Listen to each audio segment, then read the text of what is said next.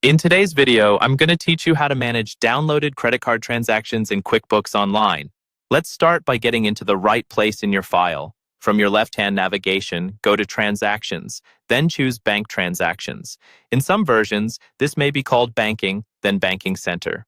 Once you're there, make sure you select your credit card account along the top. This is important because each connected account has its own feed, and you want to be sure you're working with the right card.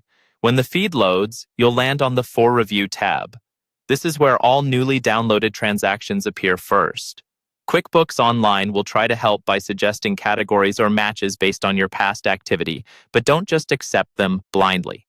Think of this tab as your inbox for transactions. Nothing is in your books until you review and confirm it. If you see a transaction that relates to something you've already entered, like an existing bill or expense, you'll want to match it. Click on the transaction to expand the details. If QuickBooks has found a likely match, you'll see a match suggestion. If not, choose the Find Match button. A list of possible existing transactions will appear. Pick the one that truly corresponds, then click Match. This links the downloaded transaction to what you already recorded, preventing duplicates in your books. For downloaded items that don't have something to match to, you'll categorize them as new expenses. Click Categorize on the transaction. Then assign the correct vendor, choose an appropriate expense category, and add a helpful description or memo so you know what this charge was for later.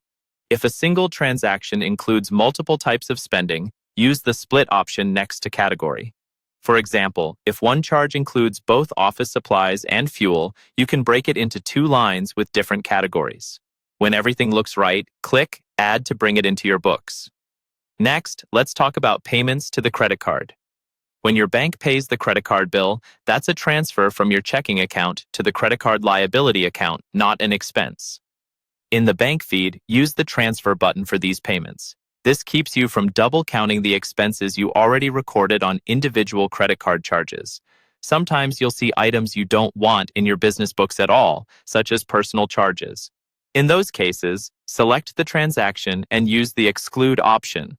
Excluded items stay out of your financial reports and don't affect your balances.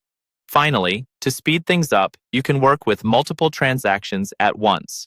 Use the checkboxes to select several items, then look at the black bar at the bottom of the screen. From there, you can accept them all, edit them in bulk, or exclude them, which is especially helpful when you have a lot of similar transactions to process.